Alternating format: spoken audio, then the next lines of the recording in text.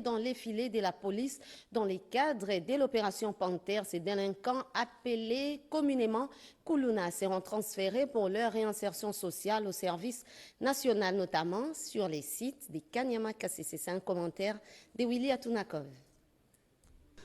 Les gouverneurs de la ville de Kinshasa appellent la population quinoise à collaborer avec la police nationale congolaise par la dénonciation des inciviques pour faciliter l'opération de traque déclenchée sur les terrains, opération baptisée Panthère Noire, afin de mettre hors d'état de nuire ces bandits urbains communément appelés Koulouna qui sèment pagaille, terreur et désolation dans certains quartiers de la capitale. C'était à l'occasion de la présentation officielle par le commissaire provincial, le général Blaise Mboula Kilimbalimba, lundi 15 avril 2024, au commissariat provincial de la police ville de Kinshasa, dans la commune de la Gombe, des 350 hors-la-loi tombés dernièrement dans les filets de la police. Gentili Ngobilambaka, qui s'est dit très indigné de voir cette situation d'insécurité perdurer dans la capitale, a félicité et encouragé la police pour le travail abattu et qu'elle continue d'abattre sur les terrains pour sécuriser les paisibles citoyens et leurs biens. J'aimerais quand même féliciter la police d'avoir réalisé un très bon coup, pour ne pas dire un très grand coup, en arrêtant plus de 2000 Koulouna.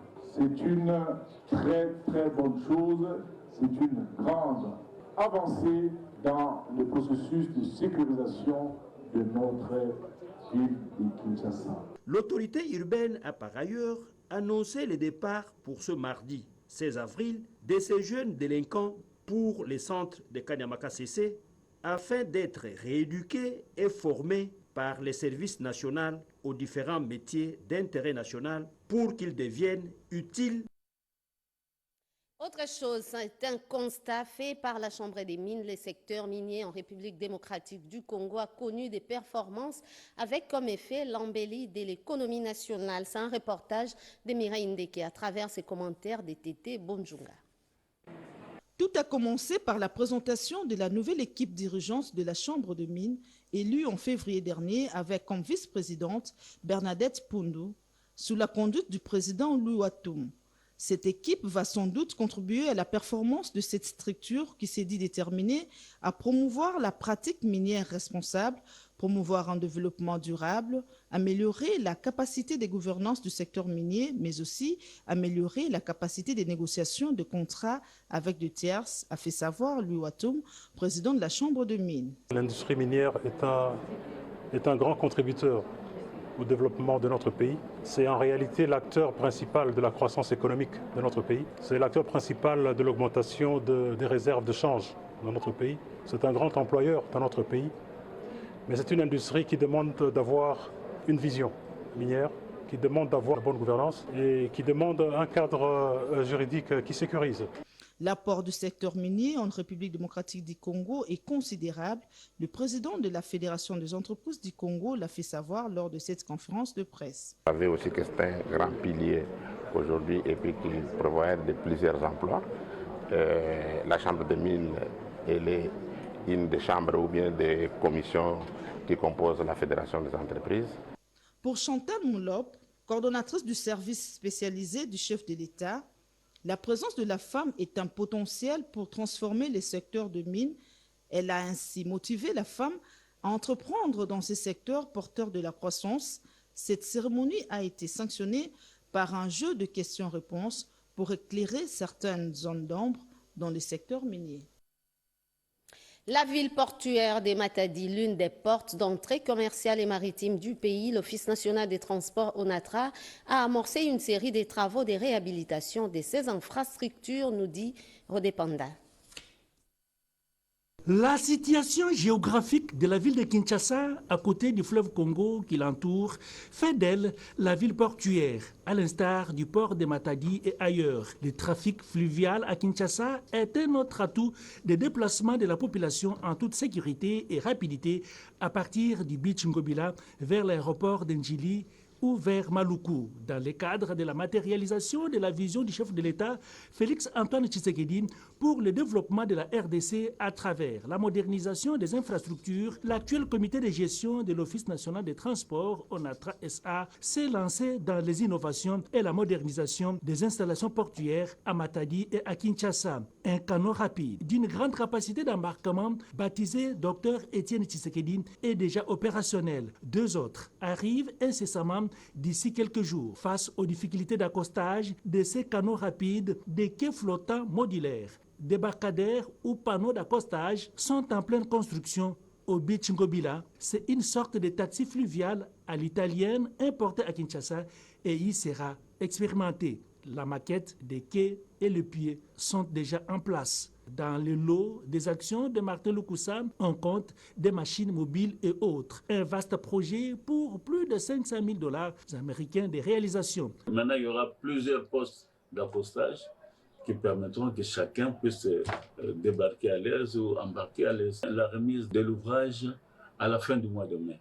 Les quais modulaires, c'est la nouvelle génération des quais, va attirer beaucoup de clients, beaucoup de canots rapides. Les quais modulaires ouvrent l'esprit à l'innovation, comme un parking flottant de canots rapides. Innovation que le DG vient de lancer.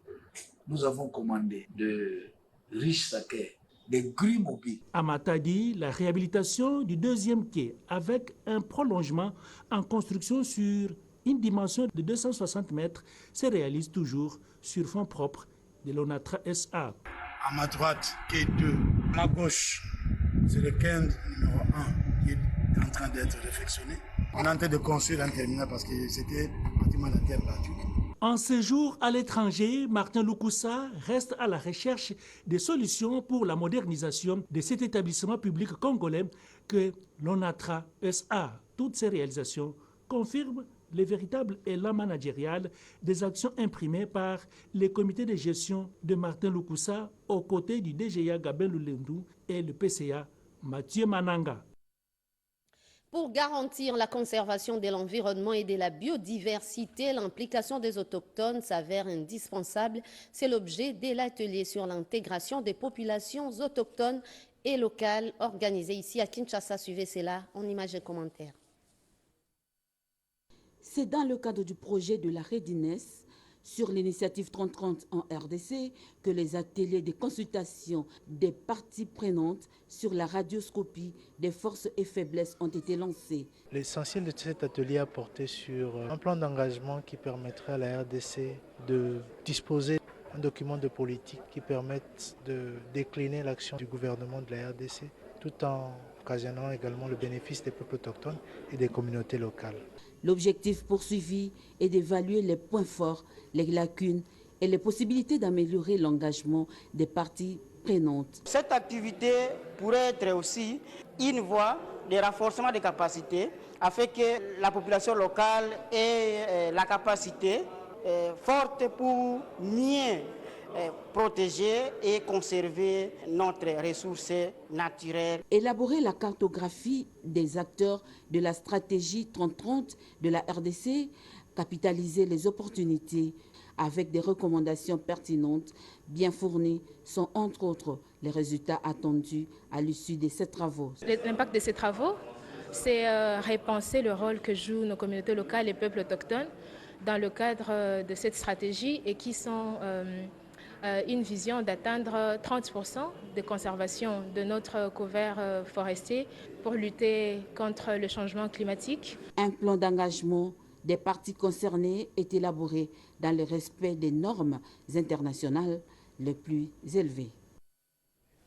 La traîtrise sera sévèrement punie, d'où la levée du moratoire sur la peine de mort en République démocratique du Congo, une mesure exceptionnelle saluée par Vision Fachi Rénové. Cédric Enina nous en dit un peu plus à travers ses reportages. Le moratoire levé sur la peine capitale, la République démocratique du Congo s'est mis en alerte maximale pour sanctionner sévèrement les actes de traîtrise dans une situation d'exception, c'est-à-dire une guerre d'agression injuste imposée par un voisin cynique, le Rwanda, du moins, son président Paul Kagame. Une décision saluée par la quasi-majorité des mouvements associatifs, la société civile et les forces vives, qui voient en cette décision une forme de dissuasion à l'endroit de ceux qui tenteront de jouer les jeux dangereux de l'ennemi et mettre la patrie en danger. Parmi ces organisations figure Vision Fachi Rénovée, qui, au-delà d'une simple sensibilisation, appelle la population à la vigilance, à dénoncer tout comportement antipatriotique pouvant porter atteinte à l'honneur des forces armées de la République démocratique du Congo. Kalimbouyi, président national de cette formation politique de l'Union sacrée, l'a dit dans son narratif direct et l'a encore redit à qui veut l'entendre que la souveraineté du pays ne se négocie pas. Il a en outre réitéré son soutien aux efforts du président de la République, Félix-Antoine Tshisekedi, pour le retour de la paix dans la partie est du pays, en évitant au maximum les fusions de sang des Congolais. Fini donc l'asservissement dont prévalaient les Rwandais sur le Grand Congo. L'heure est venue d'inverser la courbe des rapports de force avec quiconque qui tenterait de s'aventurer sur le sol congolais. Derrière ces messages de mobilisation se révèle un autre, celui de l'unité face au complot international. Kalimbouyi a également exhorté la population du Haut-Katanga à continuer à faire confiance aux institutions du pays, y compris provinciales, notamment l'actuel gouverneur Jacques Aboula Katoué, qui selon lui incarne la vraie politique et la vraie vision du président de la République, Félix-Antoine Tshisekedi. Direction le Nord Kivu pour suivre ses plaidoyers pour l'amélioration de la qualité des soins de santé dans les territoires de Walikale. Le territoire de Walikale connaît des grands défis dans le secteur de la santé en province du Nord Kivu. Cela a fait l'objet d'un plaidoyer entamé depuis ce mardi 16 avril 2024 par l'honorable Nafisa Ramazani Thérèse auprès de l'organisation ULB Coopération à Goma. Les grandes difficultés sont principalement celles liées aux infrastructures sanitaires, à l'approvisionnement en médicaments pour ne citer que cela. Pour l'élu de Walikale, l'important est d'assurer à tout le monde de l'accès aux soins de santé de qualité. Il y a encore beaucoup de défis à relever par rapport à l'équipement, la modernisation des structures de santé. Ça reste encore un très grand problème, mais nous espérons qu'avec autant de plaidoyer, ce que nous cherchons, c'est que le gouvernement puisse, le système en place puisse concrétiser la vision du chef de l'État, de rendre gratuite la maternité. En fait. Occasion pour le coordonnateur de l'ILB Coopération, le professeur Dr Jean Bosco Kaindo, de reconnaître que la zone de santé de Walikale nécessite un appui extérieur pour relever le défi sanitaire. Raison pour laquelle, grâce à un plaidoyer actif, cette zone de santé doit figurer parmi les priorités dans le plan de développement sanitaire. Au jour d'aujourd'hui, bien sûr, je ne peux pas affirmer qu'on a une solution tout de suite, mais ce qui est intéressant, c'est qu'avec l'honorable Nafisa, on a abordé ensemble un certain nombre de démarches qu'on pourrait mener, un certain nombre de stratégies qu'on pourrait développer, certaines vis-à-vis de l'administration sanitaire provinciale qui dispose déjà des plans de développement sanitaire. Bref, les infrastructures sanitaires de Walikale doivent être améliorées pour l'accessibilité aisée des soins de santé de qualité par la population. Une note triste avant de boucler ce journal. Il fut un artiste et musicien très connu et sa voix a fait danser les publics. Nono Munzuluku, appelé aussi Nono Atalaku, animateur vedette au sein du groupe Zaiko Langalanga et Zaiko Kolomboka de Josarnio Kalongo, sera en sa dernière demeure. D'ici peu, le gouvernement de la République a pris en charge le frais des obsèques. David Moubenga pour les détails. Nono Atalaku de l'orchestre Zaiko Langalanga, de son vrai nom, Honoré Manzulu Kumombele, a vu le jour le 1er janvier 1960 à Kinshasa. Devenu majeur, il a intégré le groupe Bana Odéon en qualité d'animateur percussionniste autour des années 79-80. Recruté au sein de l'orchestre Zaiko Kolomboka, Nono, en duo avec son ami Bébé, ont non seulement explosé, mais ont fait exploser l'orchestre Zaiko à l'esplanade de la RTNC lors d'un concert public en lançant le cri « Atalaku Tara, Atalaku Mama Zekete ». À partir de ce jour-là, les mélomanes congolais l'ont baptisé Nono Atalaku.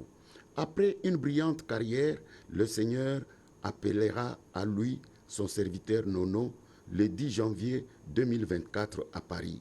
Sa dépouille a été rapatriée au pays grâce à l'intervention personnelle du chef de l'État, Félix-Antoine Tshisekedi, qui a aussi pris en charge l'organisation des funérailles.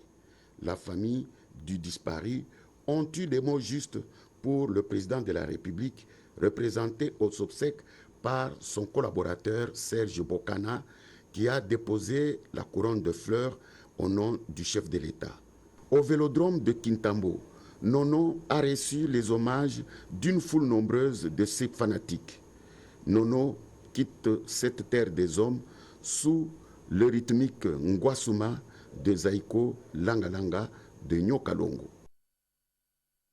Paix à l'âme des Nono, Munzuluku dit Nono Atalaku.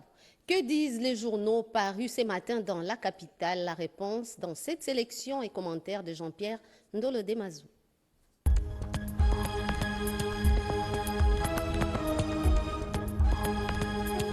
Bonjour et bienvenue mesdames, messieurs à cette revue de presse. Bonjour mesdames, messieurs et bienvenue à cette revue de presse. Après l'exécution des Warriors, bientôt un gouvernement de combat contre le M23, la faim et la corruption, titre Pilipili Magazine. Très attendu par l'opinion nationale et internationale, écrit le journal, le premier gouvernement du second mandat de Fachi Béton voit le jour très bientôt. Des sources concordantes affirment la main sur le cœur qu'il s'agit d'un nouveau paradigme de gouvernance politique qui s'annonce innovant et dynamique sous la conduite de Mme Judith Souminoa Toulouka, première ministre, chef du gouvernement. Les choses sérieuses arrivent, note le confrère, au nom de paix, du pain et de l'épi contre toute forme de criminalité. Au menu de ce retour à la normalité, la réduction du train de vie des institutions, en commençant par la taille du gouvernement. Le compte est bon pour le Premier ministre sortant Sama à la tête de la deuxième force politique du pays après l'UDPS et alliés, annonce Forum des As. Pour le confrère, le Premier ministre sortant Jean-Michel Sama Lukonde Kyenge récolte les fruits d'un travail abattu dans le plus grand silence. Sa machine politique, la dynamique Agissons et Bâtissons AB, composée des regroupements ANB et AADA, avec au total 47 députés nationaux, occupe au sein de la majorité la deuxième place du podium après l'UDPS et alliés. La dynamique AB entend ainsi participer à la gestion de la chose publique, non seulement au niveau de l'instance gouvernementale, mais aussi au niveau de toutes les institutions, afin de contribuer à la matérialisation de la vision du président de la République dans le cadre de l'Union sacrée de la nation. Nicolas Kazadi justifie le retard de la paie des fonctionnaires par la création des postes incontrôlés depuis 2019, rapporte Econews. Pour le ministre des Finances, la création des postes incontrôlés depuis 2019 a sensiblement augmenté la masse salariale, réduisant les marges de manœuvre du gouvernement à honorer son engagement de la paie régulière des salaires des agents et fonctionnaires de l'État. De l'avis de l'Argentine nationale, la création sans programmation réelle des divers services et établissements publics, tous greffés au budget de l'État, aura été une décision irréfléchie qui a fait exploser la masse salariale sans que les recettes ne suivent le même rythme. Kinshasa, la capitale, offre un décor infernal.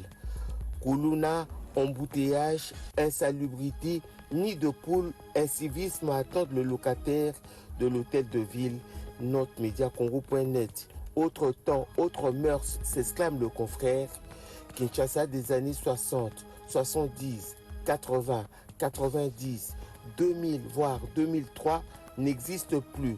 Hier, Kinshasa la Belle, appelée Fierté Poto Muindo, dans laquelle les Kinois respiraient l'air frais, Aujourd'hui, quitte la poubelle avec des odeurs nauséabondes, suffocantes même. Embouteillage, koulouna, insalubrité, incivisme, nid de poules, inondations et autres promiscuités constituent le vrai décor de la ville de Kinshasa.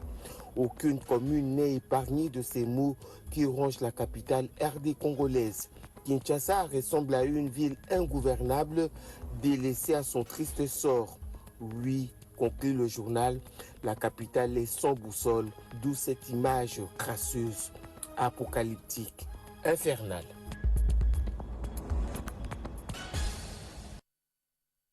C'est la fin de ce journal réalisé par Jules Ompiana et J.R. Diakiadi. Merci également à la grande équipe composée de Cédric Enina, Roger Moussi, l'interprète des malentendants Nzengele Bassoussa et Terence Ngoma, sous la supervision de Joseph Oscar Malkaïj. Madame, Messieurs, merci à vous de l'avoir suivi et passé un excellent après-midi sur nos antennes.